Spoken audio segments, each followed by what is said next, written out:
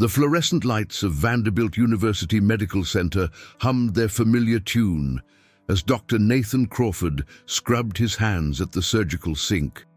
It was 6:47 a.m.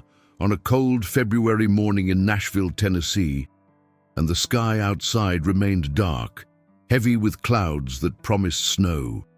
Nathan watched the steam rise from the hot water, his mind somewhere else entirely, somewhere it had been stuck for the past 4 months. He was 42 years old, a cardiovascular surgeon with nearly 15 years of experience, and his hands had saved hundreds of lives. Those same hands now trembled slightly as he dried them with the sterile towel. Nobody in the operating room would notice. They never did. Nathan had become an expert at hiding the cracks that had formed in his foundation since September 18th, the day everything changed. "Dr. Crawford, the patient is prepped and ready," a surgical nurse informed him through the intercom. Nathan nodded, though she couldn't see him. He pulled on his surgical gloves with practiced precision, each finger sliding into place like a ritual he'd performed thousands of times. The familiar snap of latex against his wrists usually centered him, but not anymore. Not since Jessica stopped talking. The operating room was cold, kept at exactly 68 degrees to prevent bacterial growth. Nathan entered with his hands raised, and the team around him moved like a well-rehearsed orchestra. The patient on the table was Gerald Thompson, a 63-year-old retired teacher who needed a triple bypass. Nathan had reviewed his case file 3 times the night before, unable to sleep as usual. "Scalpel," Nathan said, his voice steady despite the chaos in his mind. The surgery lasted 4 hours and 18 minutes. Nathan's movements were mechanical, precise, but lacking the passion that had once defined his work. He closed Mr. Thompson's chest, watched as the sutures pulled the skin together in neat rows, and stepped back as the anesthesiologist began the process of bringing the patient back to consciousness. "Excellent work, Dr. Crawford." Dr. Raymond Phillips, the assisting surgeon, said as they left the OR. Raymond was 56, gray-haired, and had been Nathan's mentor when he first joined Vanderbilt.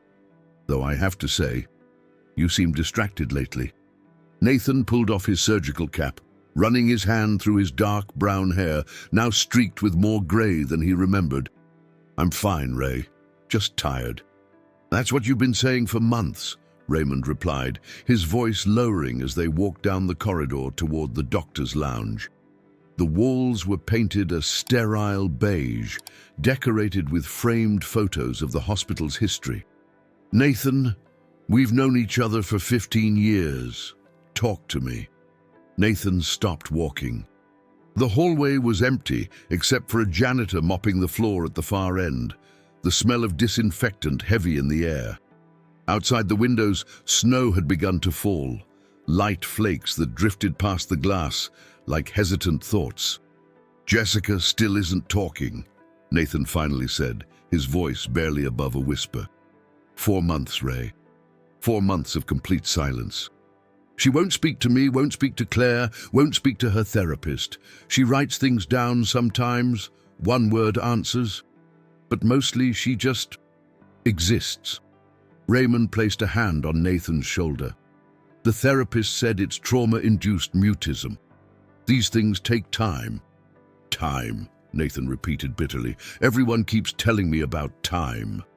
Meanwhile, my daughter is disappearing right in front of me, and my wife can barely look at me without—" He trailed off, unable to finish the sentence. "Without blaming you for not being there," Raymond finished gently. Nathan's jaw tightened. That was the knife that twisted in his gut every single day. On September 18th, he had been in surgery, a complex aortic valve replacement that had taken 9 hours. His phone had been off, as it always was during procedures. While he was saving a stranger's life, his daughter had been driving home from volleyball practice when a drunk driver ran a red light at the intersection of West End Avenue and 25th Avenue South. Jessica's car had been hit on the passenger side. She'd walked away with minor physical injuries, a concussion, bruised ribs, a fractured wrist. But something inside her had broken in a way that no surgeon could repair. She hadn't spoken a single word since that day. "I should have been there," Nathan said, the guilt washing over him like it did every morning, every night, every moment in between. "You were saving someone's life," Raymond countered. "You can't blame yourself for that." But Nathan did blame himself. He blamed himself for choosing this career, for being gone so many nights, for missing so many dinners and school events and moments that he could never get back.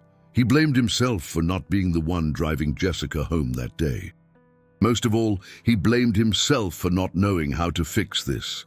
The lounge was empty when they entered.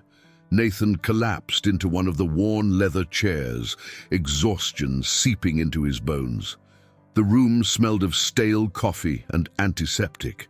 A television mounted on the wall played the morning news on mute, something about upcoming Grammy performances and charity events.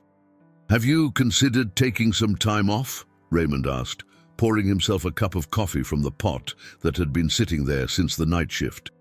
"Claire suggested that," Nathan admitted. "She thinks I'm using work to avoid dealing with what's happening at home. Maybe she's right. When I'm here, I have a purpose. I know what to do, but at home..." He shook his head. "At home, I don't know how to be anymore. I don't know how to be a father to a daughter who won't look at me. I don't know how to be a husband to a wife who's drowning in her own grief and anger." His phone buzzed in his pocket. Nathan pulled it out and saw a text from Claire. "Jessica didn't eat breakfast again. I'm taking her to Dr. Morrison at 3. Don't forget the hospital fundraiser tonight." The fundraiser. Nathan had completely forgotten. It was the annual Hearts for Hope charity gala, a black tie event where wealthy donors wrote checks to fund hospital programs while eating overpriced chicken and drinking wine. Nathan usually enjoyed these events. They were a reminder of why his work mattered. But this year, the thought of putting on a tuxedo and smiling for hours made him want to scream. "I should go check on Mr. Thompson," Nathan said, standing abruptly. Raymond nodded, his eyes full of concern. "Nathan, I know you don't want to hear this, but you need to take care of yourself. You can't pour from an empty cup." Nathan left without responding. The truth was, he didn't want to take care of himself.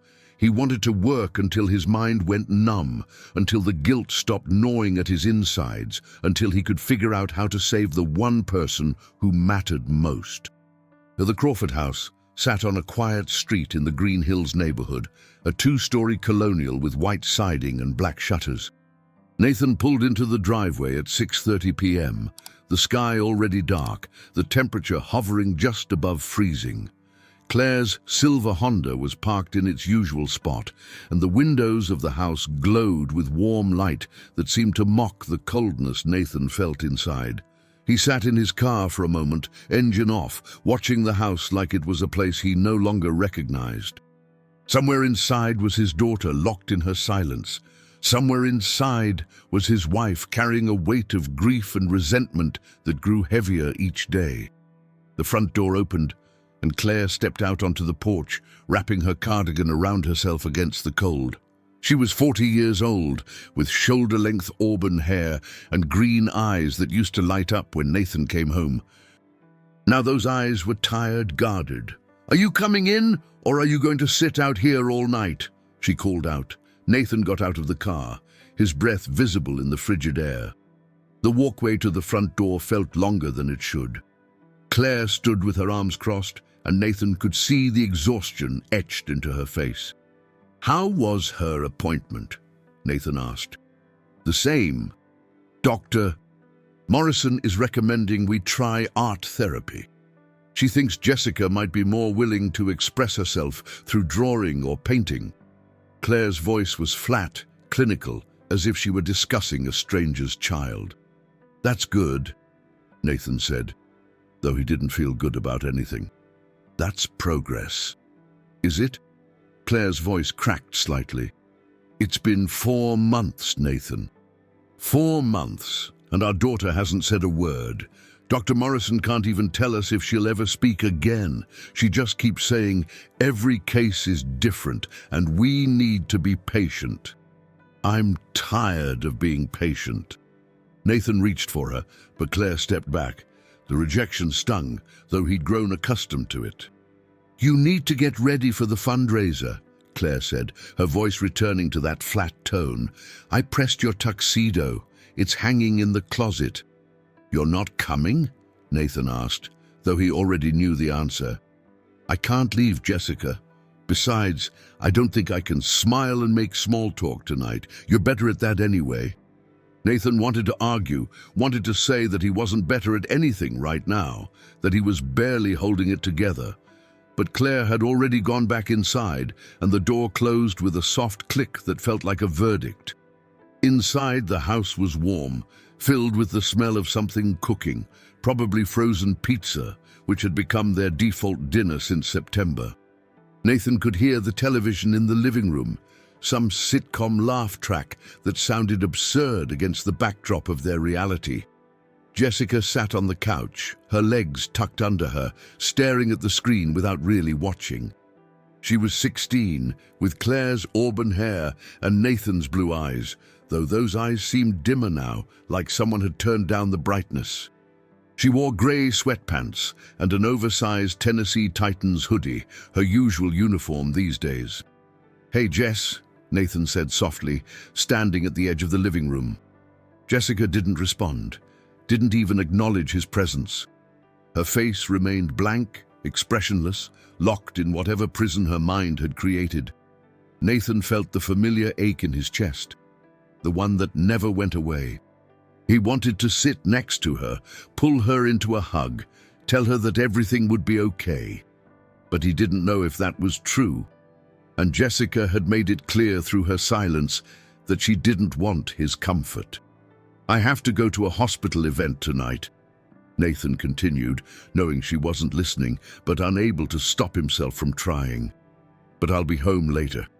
Maybe we could watch a movie tomorrow, whatever you want. Nothing, not even a blink. Claire appeared in the doorway to the kitchen, holding a dish towel. Nathan, you need to get ready. He nodded, one last look at his daughter, and headed upstairs. Their bedroom was neat, organized. Claire had always been good at maintaining order, even when everything else was falling apart. The tuxedo hung in the closet, and Nathan changed mechanically, his mind replaying the moment when the police had called him out of surgery to tell him about the accident. He'd driven to the hospital, not Vanderbilt, but Baptist, where the ambulance had taken her, breaking every speed limit, his heart hammering in his chest. When he'd arrived, Claire was already there, and Jessica was conscious, sitting on a hospital bed with a neck brace and bandages on her forehead. She'd looked at him with wide, terrified eyes, and he'd rushed to her side, telling her she was safe, that everything would be okay. But she hadn't believed him, or maybe she had stopped believing in him long before that night. Nathan tied his bow tie in the mirror, barely recognizing the man staring back at him. When had he become this person? When had the passion that drove him to medicine been replaced by this hollow exhaustion? Downstairs, he kissed Claire on the cheek, a gesture that had become automatic, devoid of real affection. She tolerated it without responding. He paused at the living room one more time, hoping Jessica might turn around, might acknowledge him in some small way. She didn't. The drive to the Omni Nashville Hotel, where the fundraiser was being held, took 20 minutes through light traffic.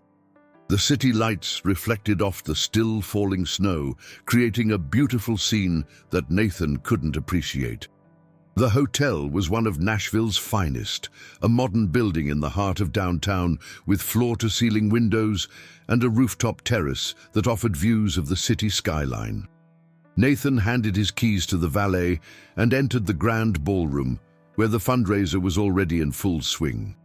Crystal chandeliers hung from the ceiling, round tables covered in white linens filled the space, and a string quartet played soft classical music in the corner. Men in tuxedos and women in evening gowns mingled with champagne glasses in hand. their laughter and conversation creating a buzz of noise that felt overwhelming. "Nathan!" Dr.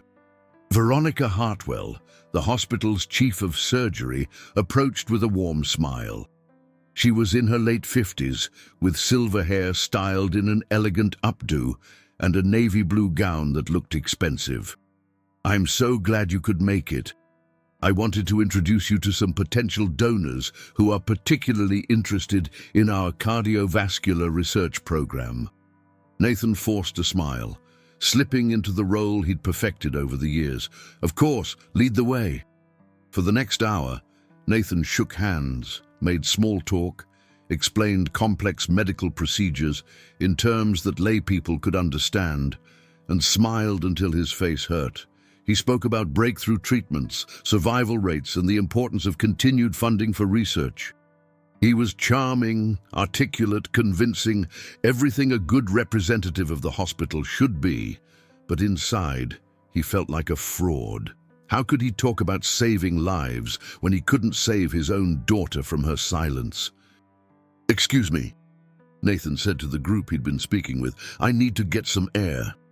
He made his way through the crowd, past the silent auction tables displaying vacation packages and signed memorabilia, past the bar where bartenders mixed drinks with practiced efficiency, and out onto the terrace. The cold air hit him like a slap, and he welcomed it. The terrace was empty, too cold for most people, and Nathan leaned against the railing, looking out at the city below. Nashville stretched out before him, lights twinkling in the darkness. Somewhere out there was his home, his family, his daughter, who wouldn't speak. Somewhere out there was the intersection where Jessica's life had changed forever. Nathan felt tears prick his eyes, the first time he'd allowed himself to cry in weeks. "I don't know what to do," he whispered to the empty air. "I don't know how to fix this." The door behind him opened, and Nathan quickly wiped his eyes, straightening up and plastering on a neutral expression. But the person who stepped out wasn't looking for him. It was a woman in her late 60s with distinctive red hair styled in soft waves, wearing an elegant burgundy gown. Nathan recognized her immediately, Reba McEntire, the country music legend. He'd heard she was attending tonight as a special guest and performer, a friend of one of the hospital's board members, but he hadn't expected to run into her like this, alone on a freezing terrace. Reba walked to the railing, seemingly unaware of his presence at first. She looked out at the city, her breath visible in the cold air, and sighed deeply. Then she turned and noticed Nathan. "Sorry," she said with a gentle smile. "Didn't mean to intrude on your moment. These events can be overwhelming. Sometimes you just need a minute to breathe." Nathan managed a small smile. "No apology necessary. I was just, needing a minute." Reba studied him for a moment, and Nathan had the unsettling feeling that she could see right through him, past the tuxedo and the professional facade to the broken man underneath. Her eyes were kind, understanding in a way that made Nathan's carefully constructed walls start to crumble. "You're one of the doctors, aren't you?" she asked. "Dr. Nathan Crawford, cardiovascular surgeon." "That's important work," Reba said. "Saving lives must be rewarding." Nathan laughed, but it came out bitter. "You'd think so." Reba didn't press him, didn't ask the obvious questions. She just stood there, another person seeking refuge from the noise and expectations inside. They remained in comfortable silence for a few minutes, the only sound the distant traffic below and the muffled music from the ballroom. Then Nathan's phone buzzed.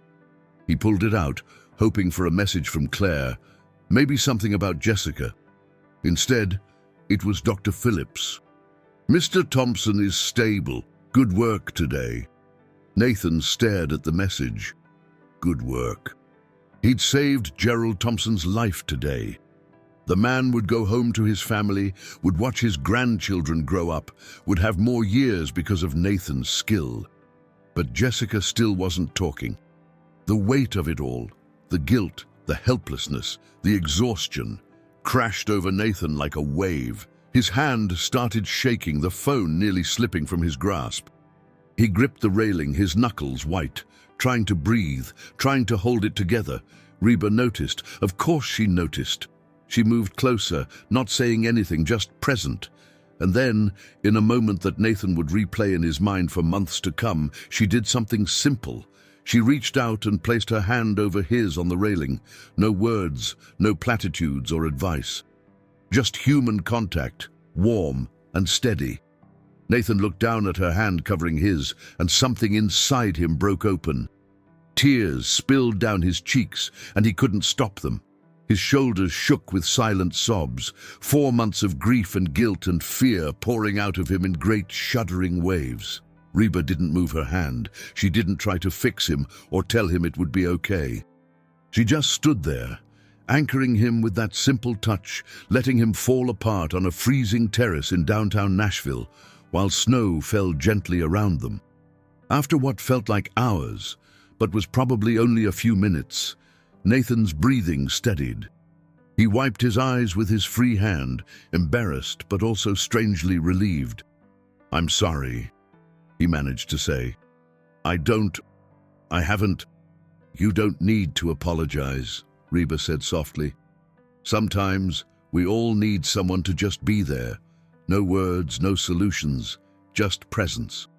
She squeezed his hand once more, then let go.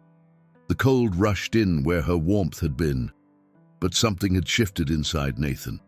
For the first time in 4 months, he didn't feel completely alone. "Thank you," Nathan said, his voice hoarse. Reba smiled. "We all carry things that are too heavy to carry alone, Dr. Crawford. Don't forget that." She headed back inside, leaving Nathan on the terrace with a clarity he hadn't felt in months. He looked out at the city again, but this time, instead of seeing only his failures, he saw possibility. Maybe he couldn't fix everything. Maybe he couldn't make Jessica speak. But maybe, just maybe, he could find a way to be present with her in her silence, the way Reba had just been present with him. It was a small revelation, but it was something. Nathan returned home just after midnight, the city quiet under its fresh blanket of snow. The fundraiser had continued for hours after his encounter with Reba, but he'd barely been present for the rest of it. His mind kept returning to that moment on the terrace, the simple gesture of human connection that had somehow reached through his armor. The house was dark, except for the dim glow of the lamp Claire always left on in the entryway. Nathan removed his shoes quietly and loosened his bow tie, moving through the familiar space with practiced silence. He paused at the bottom of the stairs, listening. No sounds from above. Claire and Jessica were both asleep. He should go to bed. He had surgery scheduled for 7 a.m. But instead, Nathan found himself drawn to Jessica's room. He climbed the stairs slowly, avoiding the third step that always creaked, and stopped outside her door. It was decorated with a wooden sign she'd painted in middle school. "Jessica's room. Enter at your own risk," with smiley faces and flowers. That girl who'd painted that sign felt like a different person now. Nathan gently pushed the door open. Jessica was asleep, her auburn hair spread across her pillow, her face peaceful in a way it never was when she was awake. Her room was neat. Too neat. The volleyball trophies that used to be displayed proudly on her shelf were now turned backward. Photos of friends had been taken down from her bulletin board. It was like she was erasing herself. Nathan stepped inside and sat carefully on the edge of her bed, watching his daughter breathe. She looked so much younger asleep, more like the little girl who used to crawl into his lap and beg him to read just one more story. "I don't know how to help you," Nathan whispered, careful not to wake her. "I spend every day helping strangers, fixing hearts, saving lives, but I can't fix this. I can't save you from whatever prison you're trapped in." Jessica stirred slightly but didn't wake. Nathan reached out and gently brushed a strand of hair from her face, the way he used to when she was small. "But I'm going to try something different," he continued, his voice barely audible. "I'm going to stop trying so hard to make you talk.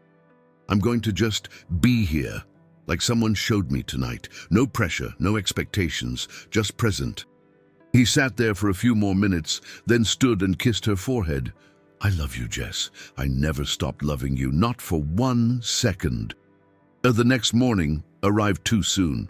Nathan's alarm went off at 5:30 a.m., pulling him from a restless sleep filled with fragmented dreams. Claire was already up. He could hear the shower running in their bathroom. He lay in bed for a moment, staring at the ceiling, thinking about his promise to Jessica, wondering if it was even possible to change the patterns they'd all fallen into. At the hospital, Nathan went through his morning routine on autopilot, reviewing patient charts, checking on post-op cases, preparing for surgery, but something felt different. The weight was still there. It would probably always be there, but it felt slightly less crushing. You look better today, Dr. Phillips commented, as they scrubbed in for their first surgery of the day. Less like you're carrying the weight of the world. Maybe just carrying it differently, Nathan replied. The surgery was a mitral valve repair on a 47-year-old woman named Patricia Hayes. She was a high school English teacher, mother of 3, with a condition that had been slowly deteriorating for years. Nathan made his first incision with steady hands, the familiar focus settling over him. For the next several hours, nothing existed except the work, the precise movements, the rhythm of the heart monitor. When they closed, Patricia's heart was beating strongly, the repaired valve functioning perfectly. Nathan allowed himself a moment of satisfaction. This was why he'd become a doctor, these moments where life won over death, where skill and knowledge made a difference. Dr. Crawford, one of the nurses said as they were finishing, there's someone waiting to speak with you in the consultation room. Says it's about last night's fundraiser. Nathan's heart skipped. Had he embarrassed himself? Had someone seen his breakdown on the terrace? He thanked the team and headed to the consultation room, still in his scrubs, mind racing through possibilities. But the person waiting wasn't a hospital administrator or board member. It was Reba McEntire, dressed casually in jeans and a cream sweater, her red hair pulled back in a ponytail. Ms. McEntire, Nathan said, surprised. I didn't expect to see you here. Please call me Reba, she said with a warm smile. I hope I'm not intruding. I asked at the desk for you and they said you were in surgery. I thought I'd wait. Is everything all right? Nathan asked, confused about why she'd seek him out. Reba studied him for a moment. After last night, I couldn't stop thinking about you. I recognize that kind of pain. I've been there myself. Lost my father suddenly years ago, and there was a time when I thought I'd never find my way back. She paused. I wanted to check on you, make sure you were okay. Nathan was taken aback. In his world, people didn't do things like this. They might send a polite email or make a perfunctory phone call, but they didn't show up in person to check on someone they barely knew. I'm managing, Nathan said, the automatic response he'd given hundreds of times. That's what I used to say too, Reba replied gently, right up until I admitted I wasn't managing at all. She gestured to the chairs. Do you have a few minutes? I'd like to talk if you're willing. Nathan should say no. He had rounds to do, patients to check on, a mountain of paperwork waiting. But something made him sit down, and Reba took the chair across from him. Last night on that terrace, Reba began, I saw someone who's drowning. And I've learned that when someone's drowning, sometimes the best thing you can do is just reach out your hand. No judgment, no advice, just connection. Nathan felt his throat tighten. My daughter stopped talking 4 months ago. Car accident. She wasn't seriously hurt physically, but something inside her broke, and I don't know how to fix it. My wife blames me for not being there. Hell, I blame me for not being there. Every day I save lives, but I can't save my own child. Reba listened without interrupting, her expression understanding and non-judgmental. When Nathan finished, she nodded slowly. What if, she said carefully, you're not supposed to save her? What if that's not what she needs? Nathan frowned. I don't understand. You're a surgeon. You're trained to fix things, to solve problems. But sometimes, especially with trauma, healing isn't about fixing. It's about providing safe space for someone to heal themselves. Reba leaned forward. My daughter went through something difficult years ago. I won't go into details because it's her story, not mine. But I learned that my need to make everything better was actually making things worse. Once I stopped trying to fix it and just started being present with her pain, that's when things began to change. Nathan absorbed this. Thinking about all the times he'd pushed Jessica to speak, encouraged her to try harder, suggested different therapies. All from a place of love, yes, but also from his own desperate need to solve the problem. I don't know how to just be, Nathan admitted. I don't know how to sit with pain without trying to eliminate it. That's the work, Reba said simply. And it's harder than any surgery you'll ever perform, but I think you took the first step last night when you let yourself break down. You let me be present with your pain. Now you need to do the same for your daughter. They talked for another 20 minutes. Reba shared stories about her own struggles with balancing career and family, about times she'd failed and had to learn to forgive herself. Nathan found himself opening up in a way he rarely did, talking about his fears and guilt without the usual defensive walls. I have to get going, Reba finally said, standing. I have rehearsals this afternoon, but Nathan, can I give you my number? I don't want this to be just a one-time thing. Sometimes it helps to have someone outside the situation to talk to. Nathan was stunned. You don't have to do that. I'm sure you're incredibly busy. I'm making time, Reba said firmly. We all need people, Nathan. Even doctors who save lives, especially doctors who save lives. She wrote her number on a piece of paper from the consultation room desk and handed it to him. Text me sometime. Let me know how you're doing. And if you need to talk, I'm here. No pressure, no expectations, just presence. After she left, Nathan sat alone in the consultation room, staring at the piece of paper in his hand. A simple phone number. But it felt like more than that. It felt like permission to be human, to struggle, to not have all the answers. That evening, Nathan came home at 6 p.m. instead of his usual 8 or 9. Claire looked surprised when he walked through the door. You're home early, she said, a hint of suspicion in her voice. I rearranged some things, Nathan replied. I wanted to have dinner with you and Jessica. Claire's expression softened slightly, though the guardedness remained. I made spaghetti. Jessica hasn't come down yet. She's in her room. Can I try something? Nathan asked. Instead of asking her to come down, can I bring dinner to her? Claire looked skeptical. Doctor, Morrison said we should maintain normal routines, encourage her to participate in family activities. I know, but maybe we need to meet her where she is instead of where we want her to be. It was something Reba had said, though Nathan didn't mention that. Claire considered for a moment, then nodded. Nathan prepared a tray with spaghetti, garlic bread, and water. He carried it upstairs and knocked softly on Jessica's door. No response, as usual. He opened it anyway. Jessica was sitting at her desk, drawing in a sketchbook. Nathan had noticed her doing this more lately, though she always closed the book when anyone came near. She turned when he entered, her face immediately closing off. Hey, Jess, Nathan said quietly. I brought you dinner. Thought maybe we could eat together. Jessica stared at him, confused by this break in routine. Usually Claire would call her down 3 times, and Jessica would eventually emerge, eat in silence, and retreat back to her room. Nathan set the tray on her desk and pulled up the chair from her vanity, sitting a few feet away. He didn't try to look at her sketchbook or force conversation.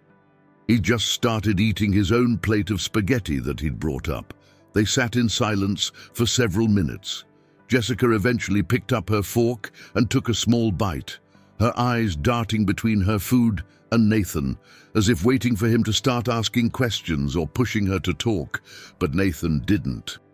He just ate his dinner, occasionally looking around her room at the things she used to love, the posters of volleyball players on her walls, the stuffed animals arranged on her shelf, the photos from happier times tucked into her mirror frame. "This spaghetti is pretty good," Nathan finally said, not expecting a response. "Your mom's recipe. She got it from her grandmother, you know. That same grandmother who used to sneak us cookies when we visited, even though she was supposed to be on a diet." Jessica's lips twitched slightly. Not quite a smile, but something. Nathan continued, keeping his voice conversational and easy. "I was thinking about that vacation we took to the Smoky Mountains when you were 12. Remember that? We went hiking, and you insisted on taking the hardest trail. I was worried you'd get tired, but you made it all the way to the top, while I was the one huffing and puffing behind you." He wasn't trying to get her to respond. He was just talking, sharing memories, being present. "You were so proud when we reached that lookout point," Nathan continued, a genuine smile crossing his face. "You stood on that rock and spread your arms out like you were on top of the world. And you were, Jess. You were fearless." Jessica's hand had stopped moving, her fork hovering halfway to her mouth. She was listening, really listening, in a way she hadn't in months. Nathan finished his dinner and set the plate aside. "I'm not going to ask you to talk, Jess. I'm not going to tell you that you need to try harder or be brave or any of those things that people keep saying. I just want you to know that I'm here. I'm not going anywhere. And whenever you're ready, whether that's tomorrow or next month or next year, I'll be right here." He stood and moved toward the door, then paused. "I love you, kiddo. Always have, always will." As Nathan left, he glanced back. Jessica was still sitting at her desk, but her posture had changed. She wasn't quite so rigid, quite so closed off. It wasn't much, but it was something. Over the next 2 weeks, Nathan established a new routine. Instead of working late, he came home by 6:30 p.m. most nights. He started having dinner in Jessica's room, not pushing for conversation, but just being present. Sometimes he'd talk about his day, about patience, without breaking confidentiality, about random memories. Other times, they'd sit in comfortable silence. Claire watched this shift with mixed emotions. Part of her was relieved that Nathan was finally engaging, but part of her resented that it had taken him 4 months to figure this out. "Why now?" she asked him one night after Jessica had gone to bed. They were in their bedroom, getting ready for sleep, moving around each other with the practiced distance of 2 people sharing space but not truly connecting. "What do you mean?" Nathan asked, though he knew exactly what she meant. "Why are you suddenly Father of the Year? Where was this effort 3 months ago? 2 months ago?" Claire's voice was sharp, months of resentment bubbling to the surface. Nathan sat on the edge of their bed, choosing his words carefully. "I was drowning, Claire. I was so consumed by guilt and my need to fix everything that I couldn't see what Jessica actually needed. And honestly, I couldn't see what you needed either." "And what do I need, Nathan?" Claire asked, her voice breaking slightly. "You need me to be your partner again. You need me to stop hiding behind work and actually deal with what's happening to our family." Nathan stood and moved toward her. "You need me to acknowledge that I've failed you both." Claire's eyes filled with tears. "I don't need you to flagellate yourself. I just need you to be present. I've been handling this alone for months and I can't anymore. I'm exhausted. I'm angry. I'm terrified that our daughter will never speak again, and I feel like I'm losing my mind." It was the most honest Claire had been since the accident. Nathan reached for her, and this time she didn't pull away. She fell into his arms, and they both cried. For their daughter, for their marriage, for the life they'd had before everything fell apart. "I'm sorry," Nathan whispered into her hair. "I'm so sorry." "I'm sorry too," Claire replied. "I blamed you for not being there during the accident. But the truth is, neither of us could have prevented it, and we can't fix it by ourselves. We have to do this together." They stood there for a long time. holding each other, beginning the slow process of rebuilding what had been broken.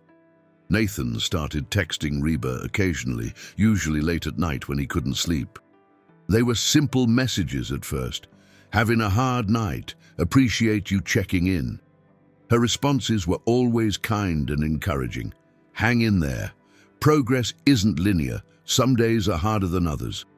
One night, about 3 weeks after they'd first met, Nathan texted, "Jessica looked at me today. Really looked at me, eye contact for the first time in months. It only lasted a few seconds, but I almost cried." Reba's response came quickly. "That's huge. Those small moments matter more than you know. Keep showing up." Having someone outside the situation who believed in him made a difference Nathan hadn't anticipated. It wasn't that Reba had all the answers. She didn't. But she reminded him that healing was possible, that he wasn't alone, that small steps forward were still steps forward. At work, Dr. Phillips noticed the change too. "Whatever you're doing, keep doing it," he said one afternoon in the doctor's lounge. "You seem more present lately." Nathan smiled. "I'm trying, still have a long way to go." "Don't we all?" Raymond replied. "But the fact that you're trying, that matters." March arrived in Nashville with the promise of spring. The snow melted, revealing brown grass that would soon turn green.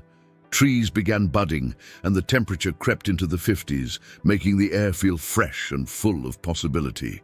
Jessica had been in therapy with Dr. Helen Morrison for 5 months now. The sessions remained largely one-sided, Dr. Morrison talking, Jessica writing occasional single-word responses or drawing in her sketchbook. But recently, the drawings had become more elaborate, more expressive. Dr. Morrison said this was progress, a way for Jessica to process trauma when words weren't available. Nathan and Claire attended a parents' session with Dr. Morrison on the first Tuesday of March. They sat in her office, a warm space decorated with comfortable furniture and calming earth tones. Dr. Morrison was in her early 50s, with kind eyes behind wire-rimmed glasses and a presence that immediately put people at ease. "I wanted to talk to you both about what I'm seeing with Jessica," Dr. Morrison began, folding her hands in her lap. "The selective mutism in response to trauma can be incredibly complex. Jessica's case is particularly interesting because her physical injuries were relatively minor. The psychological impact, however, has been profound." "Do you think she'll ever speak again?" Claire asked, the question they'd both been afraid to voice. Dr. Morrison chose her words carefully. "I believe Jessica will speak again, yes, but I can't give you a timeline.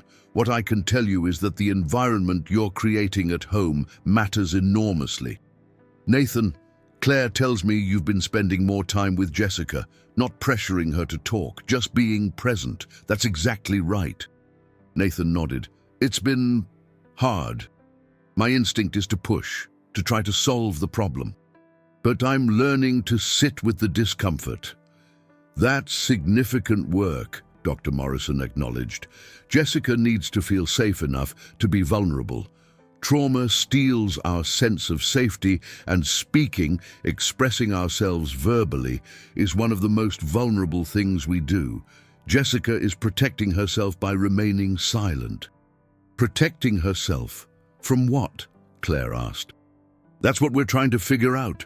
It's not just about the accident itself. Often, trauma brings up deeper fears and anxieties. Jessica may be grappling with questions about mortality, safety, trust. The accident was a reminder that bad things can happen suddenly, without warning. That's terrifying for anyone, especially a teenager." They talked for another 30 minutes about strategies, about small signs of progress, about the importance of patience. When they left, Nathan felt simultaneously hopeful and overwhelmed. That weekend, Nathan made a decision. He'd been thinking about it for weeks, and that morning, he finally acted on it. He drove to an art supply store in Green Hills and spent an hour browsing, completely out of his element. Eventually, a helpful employee guided him to the right section. Nathan came home with bags full of art supplies.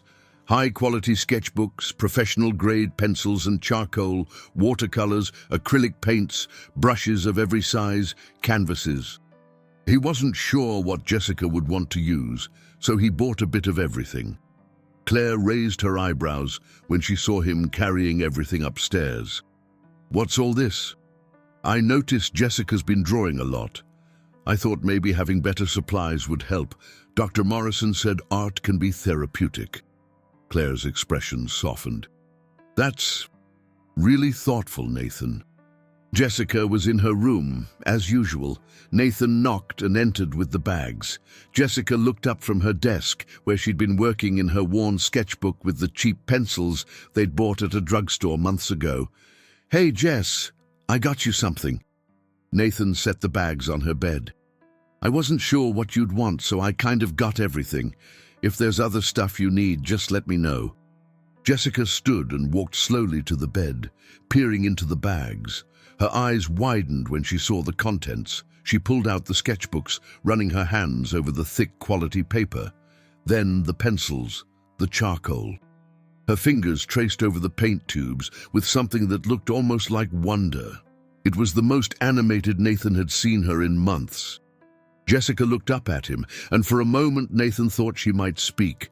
Her lips parted slightly, and he saw her struggle with something internal. But then the moment passed, and she closed her mouth, her expression shuttering again. Still, she held the art supplies close to her chest and gave him the smallest nod, a gesture of thanks. "You're welcome," Nathan said, his voice thick with emotion. "I'd love to see what you create with them if you're willing to share, but no pressure."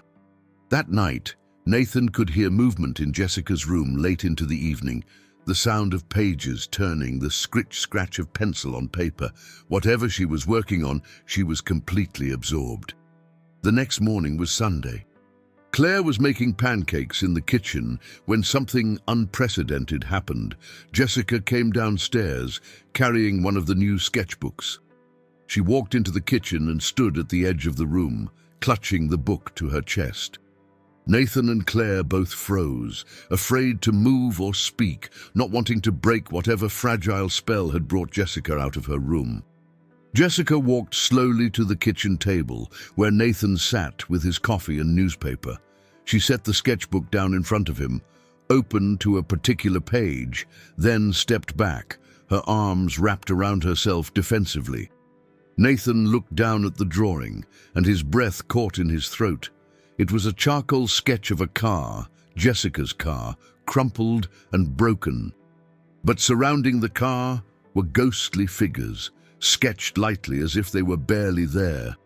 Nathan recognized himself and Claire, but also other people, strangers, all of them reaching toward the car but not quite touching it.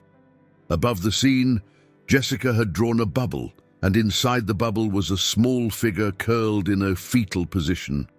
The emotion in the drawing was visceral: fear, isolation, helplessness. Nathan looked up at Jessica, tears streaming down his face. "This is how you felt after the accident?" Jessica nodded, her own eyes glistening. "Like you were trapped and we couldn't reach you?" Another nod. Nathan stood slowly, afraid she'd bolt if he moved too fast. "Jess, I'm so sorry. I'm so sorry I couldn't protect you from that, but I'm here now. I'm not going anywhere." Jessica's face crumpled, and before Nathan could react, she stepped forward and hugged him, really hugged him, for the first time since the accident. Her body shook with silent sobs, and Nathan held her tightly, his own tears falling into her hair. Claire came over, wrapping her arms around both of them, and they stood there in the kitchen as a family, grieving together for the first time. The drawing became a breakthrough. Over the following weeks, Jessica created more artwork, each piece expressing emotions she couldn't yet voice. She drew pictures of the accident from different angles, pictures of her family separated by walls, pictures of shadows and light, fear and hope. Dr. Morrison was thrilled with this development. "This is exactly what we want to see," she told Nathan and Claire in their next session. Jessica is processing her trauma. She's finding a way to communicate her internal experience. Speech may follow, or it may not immediately, but this is significant progress. Nathan started a new ritual. Every few days, he'd ask Jessica if she had anything new to share. Sometimes she did, sometimes she didn't. When she did share a drawing, they'd sit together, and Nathan would talk about what he saw in it, asking yes or no questions that Jessica could answer with nods or head shakes. "This one feels different," Nathan said one evening, looking at a watercolor painting Jessica had created. It showed a girl standing at the edge of a dark forest, but in the distance, there was light breaking through the trees.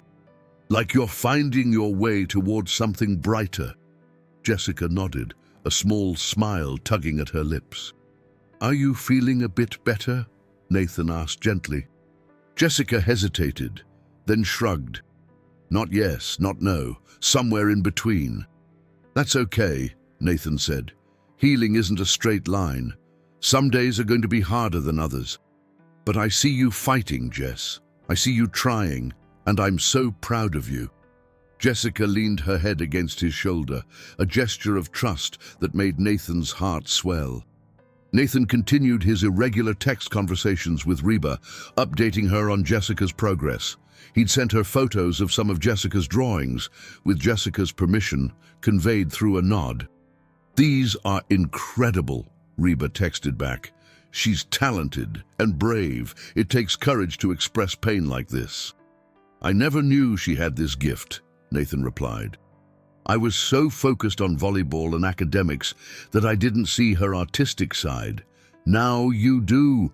Sometimes hardship reveals parts of ourselves we didn't know existed." One evening in late March, Reba called instead of texting. Nathan was surprised. They'd never spoken on the phone before. "Hope I'm not catching you at a bad time," Reba said when Nathan answered. "No, it's fine. Just finishing up paperwork at the hospital. I wanted to talk to you about something. I have a charity concert coming up in 2 weeks, benefiting arts programs for teenagers dealing with trauma. When I was planning it, I thought about Jessica. Would you and your family want to come? Maybe seeing art used therapeutically on a larger scale might resonate with her." Nathan was touched. "That's incredibly kind of you. Let me talk to Claire and Jessica." "No pressure," Reba added quickly. "I know crowds might be hard for her right now, but the offer stands. And Nathan, I've been thinking about you all. You're doing good work as a father. Don't forget that." After they hung up, Nathan sat in his office for a long moment. He thought about how much had changed since that night on the terrace. Reba's gesture, that simple act of placing her hand over his, had started a chain reaction. It had reminded him that connection mattered, that being present mattered, that he didn't have to carry everything alone. He pulled up his text conversation with Reba and typed, "Thank you for that night on the terrace. For checking on me, for caring about people you barely know. You changed something in me, and I think you might have helped save my family." Her response came a few minutes later. "We're all just walking each other home, Nathan. That's what this life is about." At home that night, Nathan presented the concert invitation to Claire and Jessica over dinner, which they were now eating together at the table, another small victory. "It's up to you, Jess," Nathan said. "No pressure either way. But it might be cool to see how other young people use art to heal, and Reba's concerts are supposed to be amazing." Jessica considered, her brow furrowed in thought. Then she did something unexpected. She reached for the notepad they now kept on the table for her and wrote, "Will there be a lot of people?" It was the most she'd written in response to anything in months. "Probably," Nathan answered honestly. "It's a benefit concert, so it'll be fairly crowded, but we could get seats toward the back, and if you feel overwhelmed, we can leave any time. No questions asked." Jessica wrote again, "Can I think about it?" "Of course," Claire said, reaching over to squeeze Jessica's hand. "Whatever you decide is fine." That Jessica was even considering it felt monumental. 3 months ago, she barely left her room. Now she was contemplating going to a crowded venue. The girl trapped in the bubble of her drawing was starting to find her way out. The 2 weeks leading up to Reba's benefit concert saw continued progress with Jessica. She'd started venturing downstairs more often, occasionally sitting in the living room while Nathan and Claire watched TV. She didn't interact much, but her presence felt significant. Her art had evolved too. While she still created pieces dealing with the accident and its aftermath, she'd also started drawing other things: landscapes, portraits, abstract pieces that played with color and light. Dr. Morrison interpreted this as Jessica's psyche expanding beyond the trauma, making room for other aspects of life. She's reclaiming space in her mind, Dr. Morrison explained. The trauma no longer consumes every thought. That's huge progress. At work, Nathan found himself more engaged, more present. He still carried the weight of worry about Jessica, but it no longer paralyzed him. Dr. Phillips commented on the change during a particularly complex surgery. "Your hands are steadier," Raymond observed, as they worked on a challenging coronary artery bypass. "Your focus is sharper. Whatever you're doing in your personal life, it's translating here." Nathan smiled behind his surgical mask. "I'm learning that I can't compartmentalize. When my home life was falling apart, it affected everything. Now that I'm actually dealing with it, I'm better everywhere." "Wise words," Raymond said. "Took me a divorce to learn that lesson. Glad you figured it out before it cost you your marriage." The comment hit close to home. Nathan and Claire had been working hard on their relationship, attending couples therapy in addition to Jessica's sessions. They were slowly rebuilding the intimacy and trust that had eroded over the months of blame and resentment. It wasn't easy, but it was progress.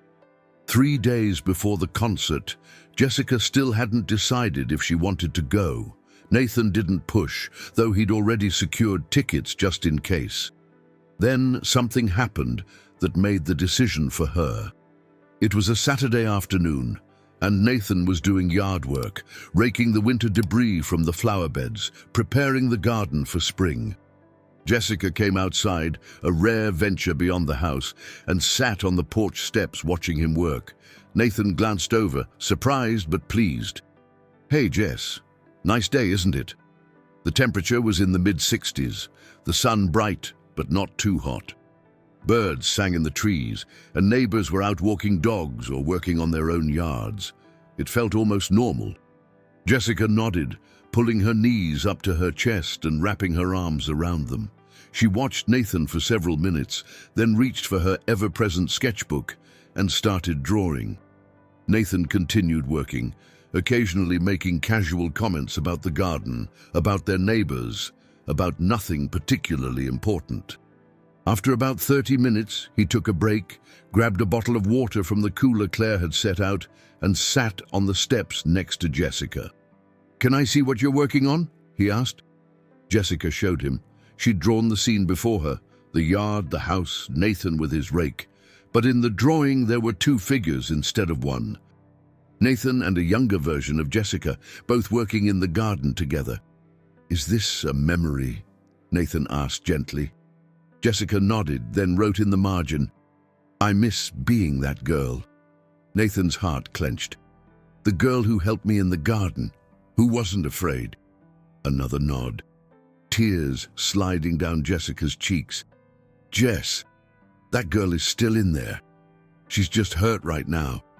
But she's strong, and she's fighting to come back. I see her in every drawing you create, in every small step you take. You're still that brave girl who climbed mountains and took on the world." Jessica shook her head, writing urgently, "I'm broken." "No," Nathan said firmly, "you're wounded. There's a difference. Broken things can't be fixed, but wounded things heal, and you are healing, Jess. Maybe not as fast as you want, maybe not in the way you expected, but I see it every day." They sat in silence for a while, Jessica leaning against Nathan's shoulder. Then she wrote something else. "I want to go to the concert. I want to try." Nathan kissed the top of her head. Then we'll go, and we'll be right there with you the whole time. The Schermerhorn Symphony Center in downtown Nashville was beautiful, a neoclassical building with elegant columns and warm lighting. The benefit concert was sold out, with over 1,800 people attending. Nathan, Claire, and Jessica arrived 30 minutes early to get settled before the crowds became overwhelming. They had seats in the mezzanine section toward the back, giving Jessica a view of everything while not being in the thick of the crowd. Jessica's anxiety was palpable. Her hands trembled slightly, and she kept her eyes down as people filed past them to their seats. Claire held one of her hands, Nathan the other, both providing silent support. "Remember," Nathan whispered, "we can leave any time. Just signal if you need to go." Jessica nodded, her jaw tight with determination. She was scared, but she was here. That took tremendous courage. The lights dimmed at 7:30 p.m. sharp, and the crowd settled into an expectant hush. The stage was set simply, a piano, several microphones, and warm amber lighting. A woman walked out to introduce the evening, explaining that all proceeds would benefit the Tennessee Youth Arts Therapy Initiative, providing free art therapy to teenagers dealing with trauma, abuse, and mental health challenges. Then Reba walked on stage, and the audience erupted in applause. She wore a simple black dress, her red hair catching the stage lights, and she smiled warmly at the crowd. "Thank you all for being here tonight," Reba began, her voice filling the hall effortlessly. "This cause is incredibly close to my heart. I've seen firsthand how art, whether it's music, painting, writing, or any creative expression, can save lives. It gives us a voice when words fail, a way to process pain that feels too big to carry." Jessica's grip on Nathan's hand tightened. Reba continued, "Tonight, I'm going to share some songs, some stories, and I've invited a few special guests. But before we start, I want to acknowledge something. If you're here tonight and you're struggling, if you're carrying something heavy, I want you to know you're not alone. Sometimes, the bravest thing we can do is just show up." The concert began with one of Reba's classic songs, her powerful voice filling every corner of the hall. Nathan watched Jessica, who had relaxed slightly, her eyes fixed on the stage. There was something mesmerizing about watching a master at work, someone who could convey so much emotion through melody and lyrics. Between songs, Reba talked about the importance of the arts, about young people she'd met through the program who'd found healing through creative expression. Then, about halfway through the concert, she introduced a special segment. "I want to bring out some of the teenagers who've been part of our program," Reba said.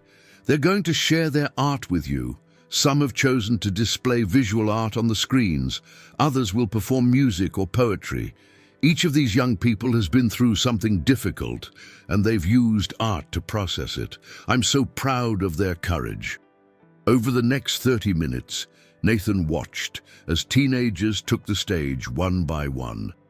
A 17-year-old boy played a piano piece he'd composed after losing his mother to cancer. A 16-year-old girl read a poem about surviving abuse. Another teen showed charcoal drawings depicting their journey through depression. Nathan glanced at Jessica and saw tears streaming down her face. But they weren't tears of sadness. They were tears of recognition. She was seeing herself in these brave young people, seeing that she wasn't alone in her struggle. Then something unexpected happened. Reba looked directly up at their section of the mezzanine. Nathan realized she must have known where they'd be sitting. "Art takes many forms," Reba said to the audience. "And sometimes the most powerful art comes from our darkest moments. I recently met a young artist whose work took my breath away. She's learning to give voice to her pain through visual art, creating beauty from trauma. She's here tonight, and while she may not be ready to share her work publicly yet, I want her to know, and everyone like her to know, that your voice matters." However it comes out, whatever form it takes, your expression is valid and valuable." Jessica's eyes widened. She looked at Nathan, who was equally stunned. Reba hadn't mentioned Jessica by name or pointed her out, but the message was clearly for her. "You are seen," Reba continued, still looking in their general direction. "You are valued. And when you're ready, the world is waiting to hear what you have to say." Jessica's breathing had quickened, her chest rising and falling rapidly. Nathan worried she might panic, might need to leave. But then something shifted in her expression. The fear was still there, but underneath it was something else, a spark of recognition, of possibility. The concert continued for another hour, ending with a powerful rendition of a gospel hymn that had the entire audience on their feet. As the final notes faded and the applause thundered through the hall, Nathan looked at Jessica and saw something he hadn't seen in 6 months. Hope. After the concert, as crowds filed out, Nathan received a text from an unknown number. "There's a backstage pass waiting for you at the stage door. Would love to see you all if Jessica's up for it. Reba." Nathan showed the message to Claire and Jessica. "What do you think, Jess? Want to meet her?" Jessica bit her lip, considering. Then she nodded slowly. They made their way against the flow of the crowd, following signs to the stage door. A security guard checked their names against a list and let them through into a hallway bustling with crew members and musicians packing up equipment. Reba appeared from a dressing room, now in jeans and a casual top, her stage makeup slightly smudged. When she saw them, her face lit up. "I'm so glad you came," she said, walking over. She looked at Jessica with warm, understanding eyes. "And you must be Jessica. Your dad's told me a lot about you. I've seen some photos of your art too. You're incredibly talented." Jessica managed a small smile, though she pressed closer to Nathan's side. "I meant what I said up there," Reba continued, "about your voice mattering. I don't know your whole story, and you don't have to share it with me.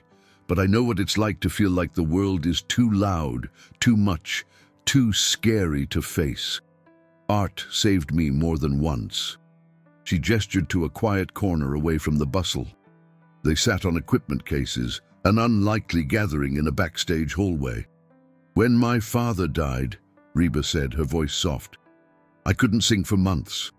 People didn't understand. Singing was my job, my identity. But every time I tried, nothing would come out. The grief was too big.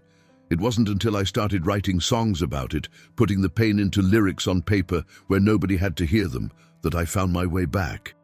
Jessica was listening intently, her eyes locked on Reba's face. "The point is," Reba continued, "healing isn't about forcing yourself to be who you were before.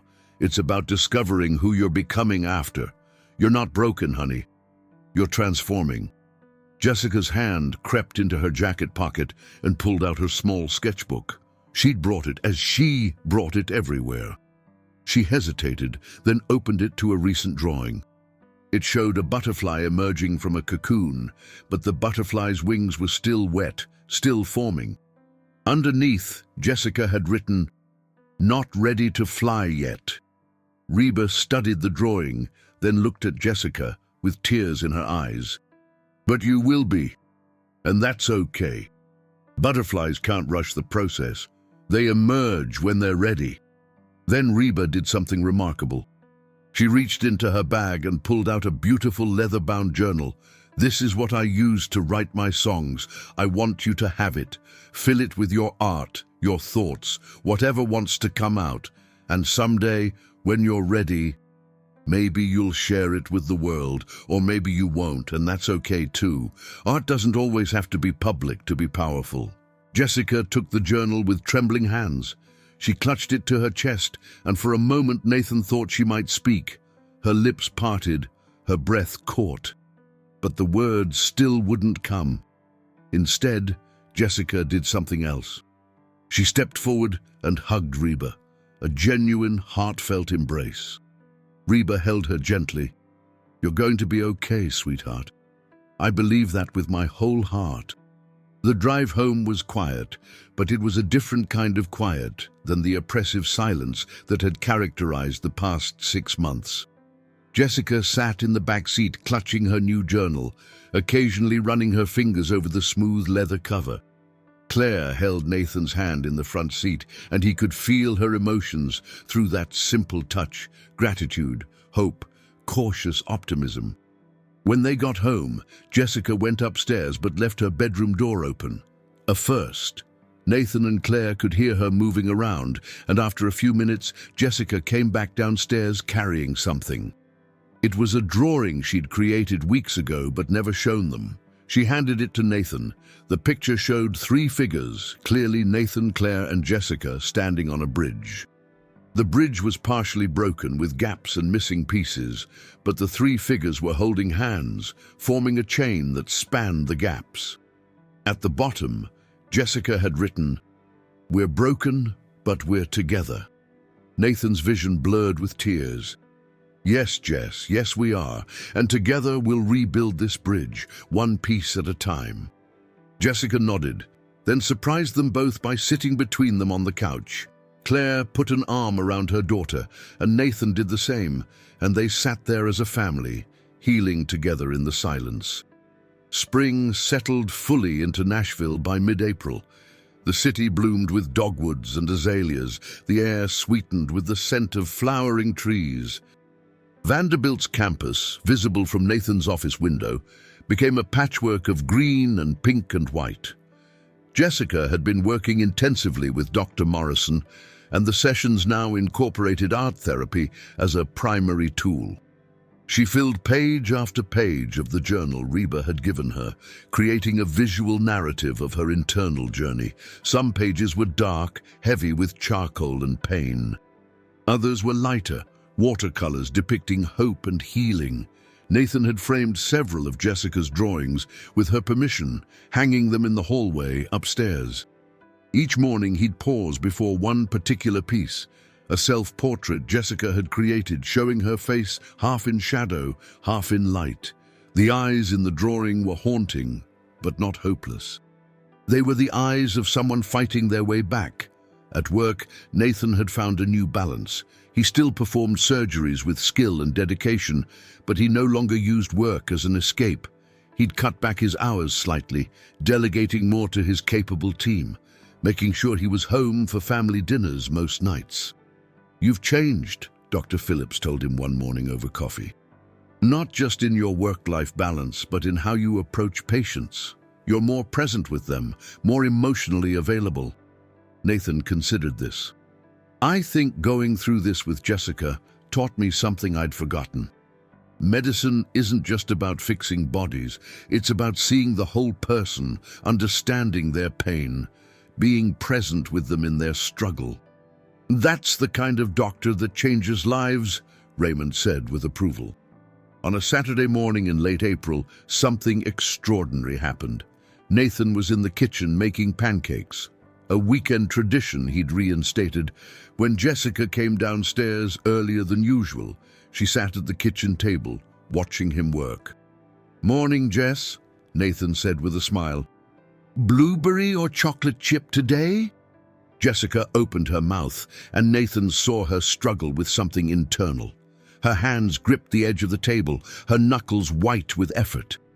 Nathan turned fully toward her, giving her his complete attention, not rushing her. Jessica started, her voice barely a whisper, hoarse from months of disuse. "Berry." The spatula slipped from Nathan's hand and clattered on the floor. He stared at his daughter, afraid to believe what he'd just heard. "Jess," he said, his voice shaking, "did you just—" Jessica's eyes were wide, shocked at her own voice. A tear rolled down her cheek, and then another. "Blueberry," she said again, slightly stronger this time. Nathan crossed the kitchen in 2 strides and pulled his daughter into his arms. "Oh my God, Jess, oh my God." Claire appeared in the doorway, drawn by the commotion. "What's happening?" "She spoke," Nathan said, laughing and crying at the same time. "Claire, she spoke." Claire's hand flew to her mouth, and she rushed over, wrapping both of them in her embrace. The three of them stood there, a tangle of arms and tears and relief. Jessica tried again, her voice shaky and uncertain. I'm sorry for being silent, for everything. No, Nathan said firmly, pulling back to look at her. You have nothing to apologize for. You did what you needed to do to survive, and now you're ready to use your voice again. That's incredibly brave. Jessica's words came slowly at first, with long pauses between sentences. I was so scared. After the accident, everything felt dangerous. Like if I talked, if I was fully present in the world, something else terrible would happen. Staying silent felt safer. What changed? Claire asked gently, stroking Jessica's hair. The concert, Jessica said. Seeing those other kids share their pain. And Reba, what she said about my voice mattering, I realized I had things to say. I was just afraid. And now? Nathan asked. Jessica managed a small smile. Still afraid, but ready to try. Dr. Morrison was thrilled when they told her at their next session. This is wonderful progress, Jessica. I want to be clear, though. Recovery isn't linear. You might have days where talking feels hard again, where the old patterns pull at you. That's normal and okay. Jessica nodded, her voice still soft but present. I know. Already this week there were times I wanted to retreat back into silence. It feels vulnerable to speak. That's very self-aware, Dr. Morrison said. What helped you push through? Jessica glanced at her parents. Knowing I'm not alone, that they're here whether I talk or not, that takes the pressure off. Over the following weeks, Jessica gradually reintegrated into verbal communication. Her speech was sometimes halting, especially when emotions ran high, but she was trying. She started having actual conversations with Nathan and Claire, sharing details about her day, her feelings, her fears. One evening, Jessica told them something that broke Nathan's heart. I don't want to go back to regular school. Too many people, too many questions. I can't handle it yet. Nathan and Claire exchanged glances. They'd been wondering about this. What if we looked into alternative options? Claire suggested. There are online schools, or we could arrange homeschooling with tutors. Jessica's relief was visible. Really? You'd do that? Jess, we'll do whatever you need, Nathan said. Your education is important, but your mental health comes first. We'll find a way to balance both. They enrolled Jessica in an online high school program that allowed her to work at her own pace. It wasn't ideal. Jessica had loved the social aspects of school before the accident, but it was what she needed right now.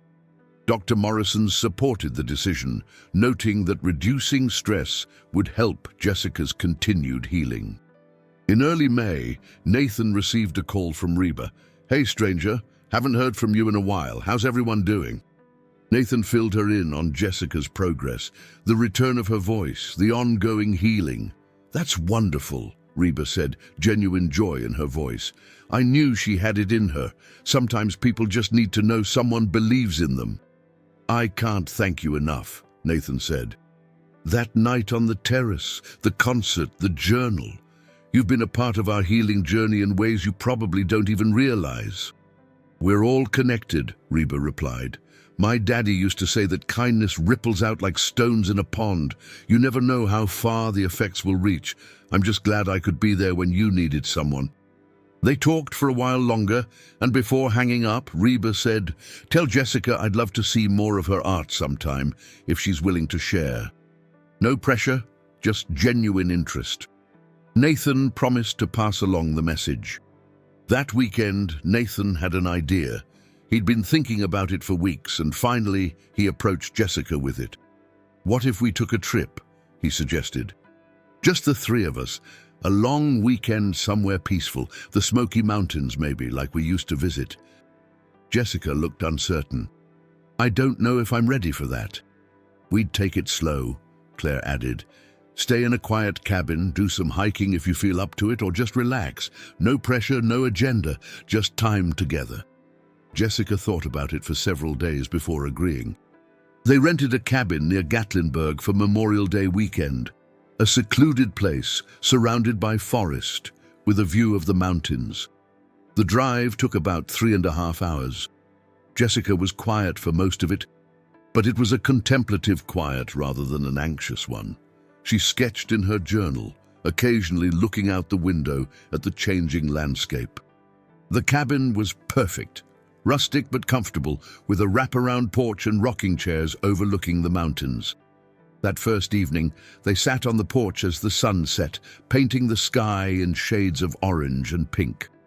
"I used to love this," Jessica said quietly, "being in nature. It felt safe, peaceful. After the accident, I couldn't enjoy anything. It all felt threatening." "How does it feel now?" Nathan asked. Jessica was quiet for a moment, considering. "Still a little scary, but also good. Like maybe I can have this back."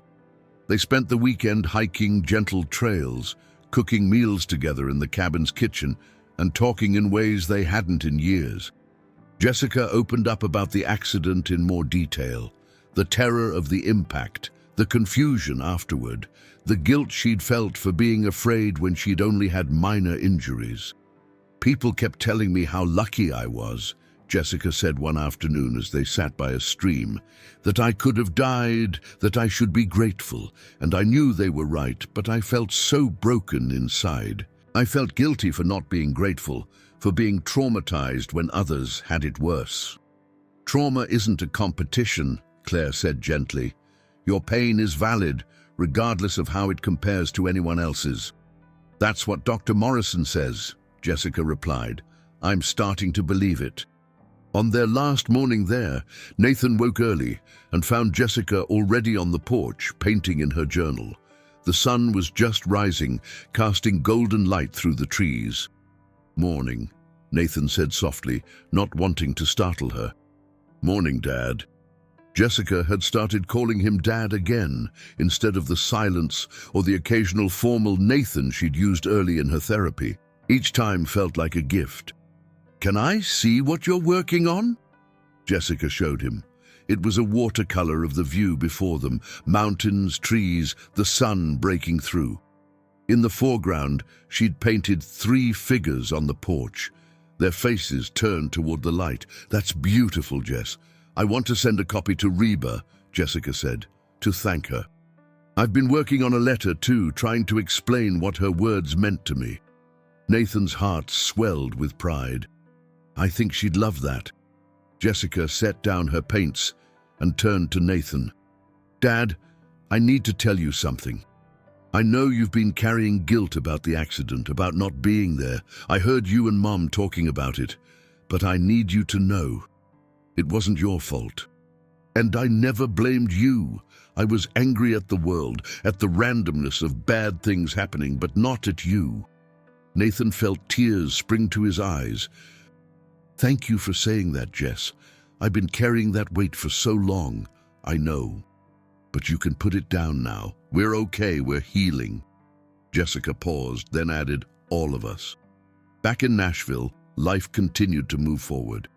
Jessica kept up with her online classes, earning good grades, and slowly reconnecting with a few close friends via video calls. She continued therapy and art, using both to process her ongoing healing. In June, Jessica made another breakthrough. She asked if she could attend a local art class for teens. It would be her first time in a group setting since the accident. "Are you sure you're ready?" Claire asked, wanting to be supportive, but also protective. "No," Jessica admitted, "but I don't think I'll ever feel completely ready. Dr. Morrison says sometimes we have to do things scared." The art class met twice a week at a community center. The first session was hard. Jessica came home exhausted, overwhelmed by the social interaction. But she went back for the second session, and the third. By the end of the month, she'd made a friend, a girl named Amber who also used art as therapy. Amber's mom left when she was young, Jessica told Nathan and Claire over dinner one night.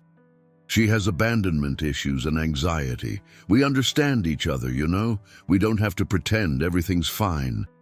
Nathan reached across the table and squeezed Jessica's hand. "I'm so proud of you, Jess, for trying, for being brave, for letting people in." In mid-July, they received a package. It was from Reba, addressed to Jessica. Inside was a beautiful set of professional watercolors and a note. "Dear Jessica, thank you for your letter and your beautiful painting. I have it hanging in my studio where I see it every day. It reminds me that healing is possible, that light breaks through even the darkest times. These watercolors are artist grade, the kind professionals use, because that's what you are, an artist. Not someday, not when you're older, but right now, your voice matters, whether it comes through words or paint or music or silence. Keep creating, keep healing, keep being brave. The world is better with you in it. With love and admiration, Reba." Jessica read the note 3 times, tears streaming down her face. Then she went to her room and created a new painting. A portrait of a woman with red hair standing on a stage, with light radiating from her hands toward a crowd of shadowy figures. The light was transforming the shadows into color, into life. She titled it The Ripple Effect.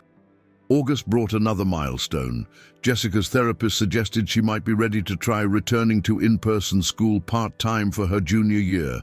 Not full days, not all classes, but perhaps a few courses to test the waters.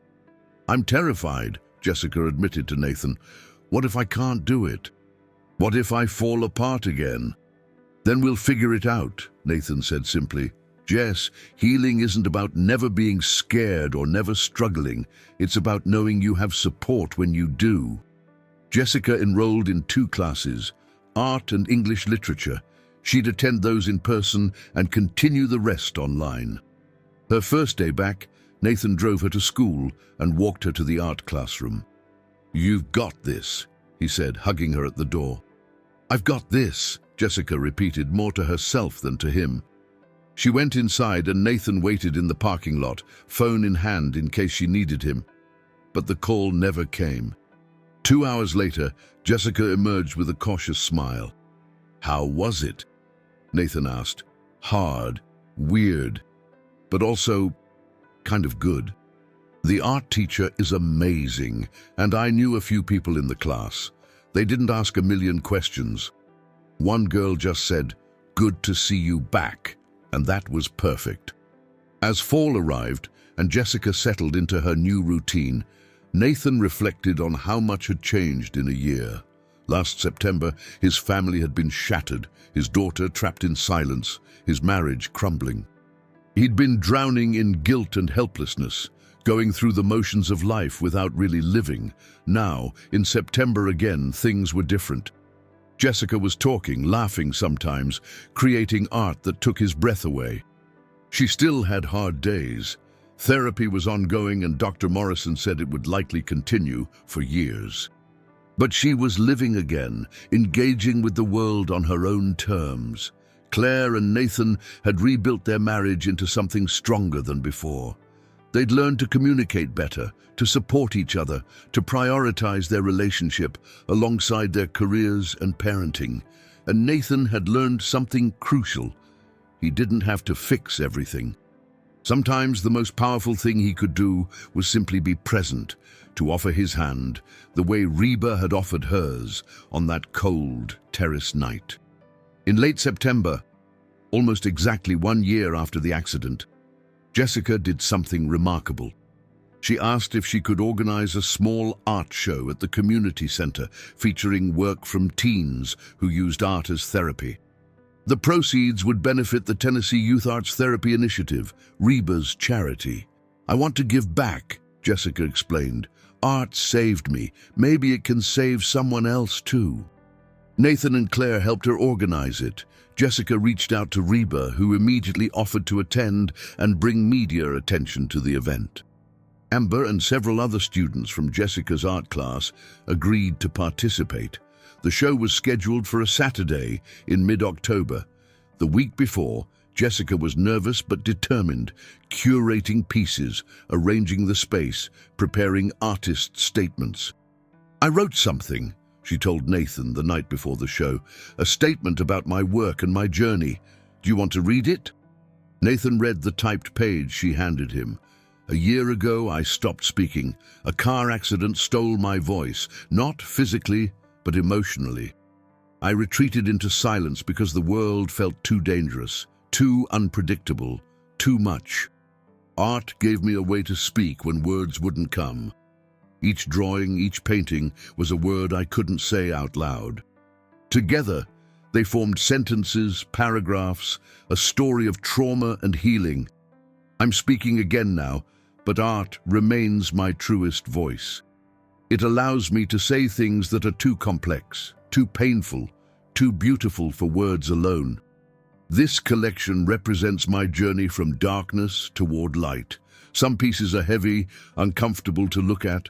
Others are hopeful, bright. All of them are honest.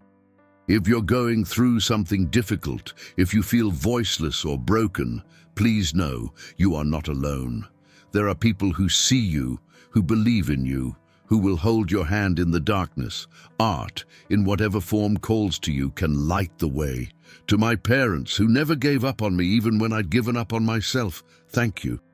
To Reba McEntire, whose silent gesture of compassion started a chain reaction of healing, thank you.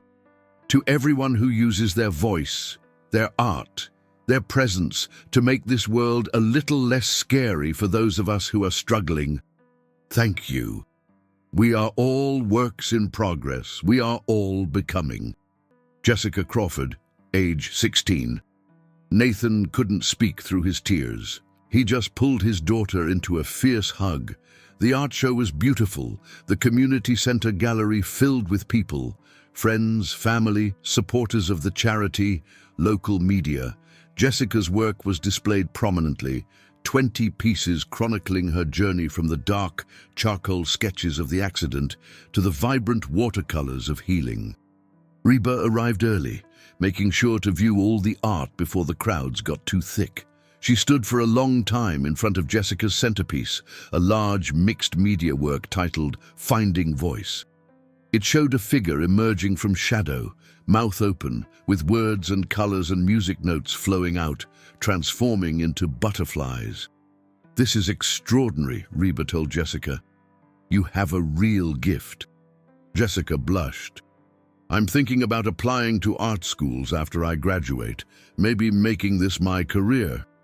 "The world needs more of your light," Reba said. "I have no doubt you'll do amazing things." When the show officially opened, Jessica gave a short speech. Her voice was quiet but steady, and Nathan watched from the audience with Claire, both of them crying happy tears. "Thank you all for being here," Jessica said. "A year ago, I couldn't have done this. I couldn't have stood in front of people and spoken. I couldn't have shared my art. But I learned that healing is possible when we have support, when we're willing to be vulnerable, when we use our voices, however they emerge, to tell our truth." The crowd applauded, and Jessica smiled, a genuine, full smile that reminded Nathan of the girl she'd been before the accident, and also showed him the woman she was becoming. That night, after the show had ended and they'd returned home, the three of them sat in the living room, exhausted but happy. Jessica had her feet tucked under her on the couch, the catalogue from the art show in her lap. "Today was amazing," she said. "Scary, but amazing." "You were incredible," Claire said. "I'm so proud of you, honey." "I'm proud of all of us," Jessica replied. "We could have fallen apart. Our family could have broken, but we didn't. We held on to each other and we healed together." Nathan thought about that night on the terrace, about Reba's hand covering his, about the simple act of human connection that had started everything. He thought about all the small moments since then. The dinners in Jessica's room, the art supplies, the family trip, the conversations and tears and breakthroughs. "You know what I learned this year?" Nathan said. "I spent my whole career learning how to save lives, with surgery, with medicine. But this year taught me that sometimes the most powerful healing doesn't happen in an operating room. It happens in quiet moments of connection, in gestures of compassion, in being present with someone's pain without trying to fix it. Dr. Morrison would agree with that, Jessica said with a small smile. She's always saying that healing happens in relationship. Speaking of relationships, Claire said, we should invite Reba to dinner sometime. Properly thank her for everything she's done. I already texted her, Jessica admitted. She said yes. Next Saturday work for you guys?